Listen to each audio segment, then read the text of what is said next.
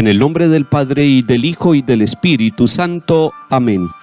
Oh Santa María, mi única Reina, y después de Dios mi verdadero consuelo en este mundo. Tú eres el rocío celestial que dulcifica mis amarguras. Tú eres la brillante luz que disipa las tinieblas que rodean a mi alma. Tú eres la guía de mis pasos, la fuerza de mis debilidades, el tesoro en mi pobreza, el bálsamo que cura mis heridas, el consuelo que enjuga mis lágrimas, mi refugio en las miserias y la esperanza de mi salvación. Oh María, ten piedad de mí, tú que eres la Madre de Dios, que tanto nos amas, concédenos lo que te pedimos. Tú que eres nuestra defensa y nuestra alegría, haz que nosotros seamos dignos de gozar contigo esa bienaventuranza que gozas en el cielo. Amén. Lectura del libro del Génesis, capítulo 32. En aquellos días, todavía de noche, se levantó Jacob, tomó a las 2 mujeres, las 2 siervas y los 11 hijos, y cruzó el vado de Jacob. Pasó con ellos el torrente e hizo pasar sus posesiones. Y él quedó solo. Un hombre luchó con él hasta la aurora, y viendo que no le podía, le tocó la articulación del muslo y se le quedó tiesa mientras peleaba con él. Dijo: suéltame, que llega la aurora. Respondió: no te soltaré hasta que me bendigas. Y le preguntó: ¿cómo te llamas? Contestó: Jacob. Le replicó: ya no te llamarás Jacob, sino Israel, porque has luchado con dioses y con hombres y has podido. Jacob a su vez preguntó: dime tu nombre. Respondió: ¿por qué me preguntas mi nombre? Y le bendijo. Jacob llamó a aquel lugar Panuel, diciendo: he visto a Dios cara a cara y he quedado vivo. Mientras atravesaba Panuel, salió el sol, y él iba cojeando. Por eso los israelitas hasta hoy no comen el tendón de la articulación del muslo, porque Jacob fue herido en dicho tendón del muslo. Palabra de Dios. Te alabamos, Señor. Para entender el pasaje bíblico que estamos escuchando hoy y meditando y llevando a nuestra oración y a nuestra vida, tenemos que recordar que en el capítulo 27 del Génesis se encuentra el momento en el cual Jacob le roba a su hermano gemelo Esaú la primogenitura. Ellos son gemelos, pero el mayor es Esaú, y era el que tendría que recibir la bendición de su padre Isaac, pero se la roba el hermano menor, y esto lo lleva a dividirse, lleva a que Esaú prometa que después de la muerte del papá, él le quitará la vida a su hermano. Así lo leemos en Génesis 27, versículo 41. ¿Y por qué es importante este dato que estamos recordando? Porque se están acercando los 2 hermanos. Estamos en el capítulo 32 del Génesis. Por un lado viene Esaú con todos sus hombres, y por otro lado va en caravana y en peregrinación su hermano Jacob con sus 2 esposas, Lía y Raquel, que son hermanas, y con sus 11 hijos, porque todavía no ha nacido el último de los hijos que nacerá después de este encuentro. Ese hijo se llama Benjamín y es el menor. Y en el momento del nacimiento de Benjamín, el menor de los hermanos, recordemos que muere Raquel, la esposa de Jacob. Pero volvamos al texto del día de hoy.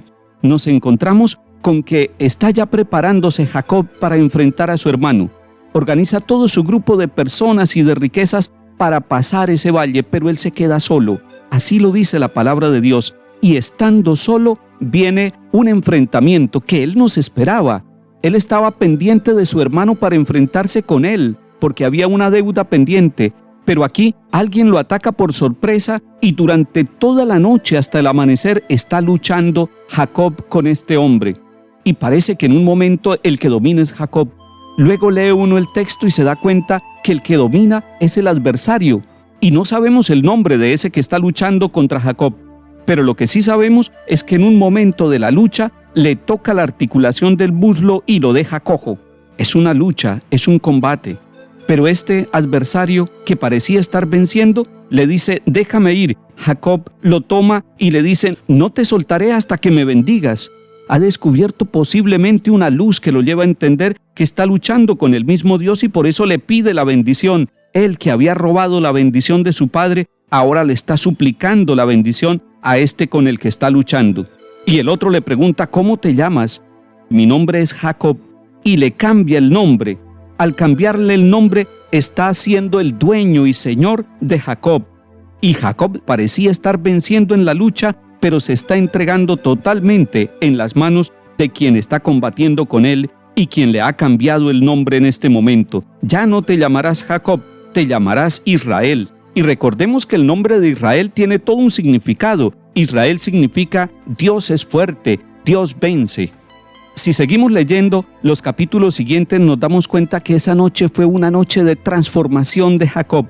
No solamente el nombre, sino su actitud, porque después, cuando amanece, va con otra actitud a buscar a su hermano, le manda donaciones, y cuando llega a la presencia de su hermano, que aparentemente es el enemigo, se postra 7 veces y va hasta donde su hermano. Eso suscita la reacción de Esaú, una reacción nueva, con besos, con abrazos, sin violencia. ¿Qué fue lo que pasó esa noche? Esa noche Dios tocó a Jacob y le tocó el alma y le permitió después reconocer que había tenido una lucha nocturna con el mismo Dios. Y además le permite reconocer no solamente el rostro de Dios a quien vio cara a cara en esa noche, sino también reconocer el rostro de su hermano Esaú, ya no como un enemigo para destruir, sino como su propio hermano, y vino la reconciliación, y vino el abrazo, y vino el deseo de caminar juntos. Ellos van a caminar por senderos distintos, pero es muy interesante la manera como se encuentran los dos hermanos después de esa noche de lucha con un desconocido que ha tenido Jacob en aquel lugar.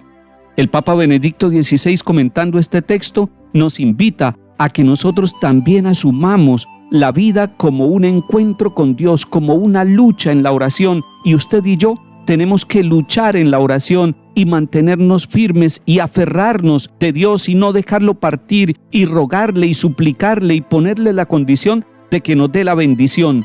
Y cuando Él nos bendice, transforma nuestra vida, dejamos de ser enemigos, empezamos a ver la vida con fraternidad, con solidaridad, con caminos de reconciliación.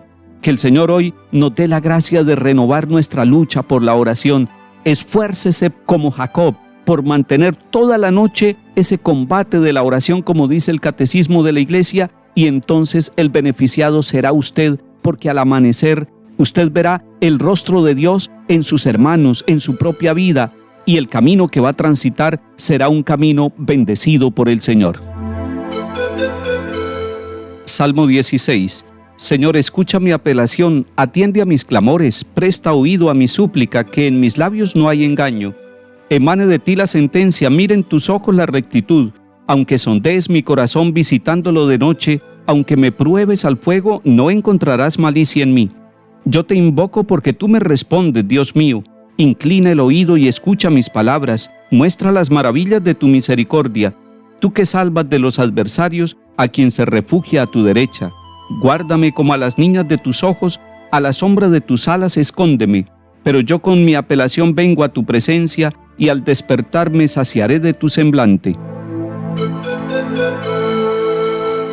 Lectura del Santo Evangelio según San Mateo, capítulo 9. En aquel tiempo presentaron a Jesús un endemoniado mudo. Echó al demonio y el mudo habló.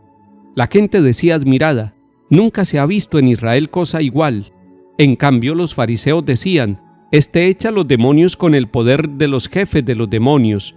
Jesús recorría todas las ciudades y aldeas, enseñando en sus sinagogas y anunciando el evangelio del reino y curando todas las enfermedades y todas las dolencias.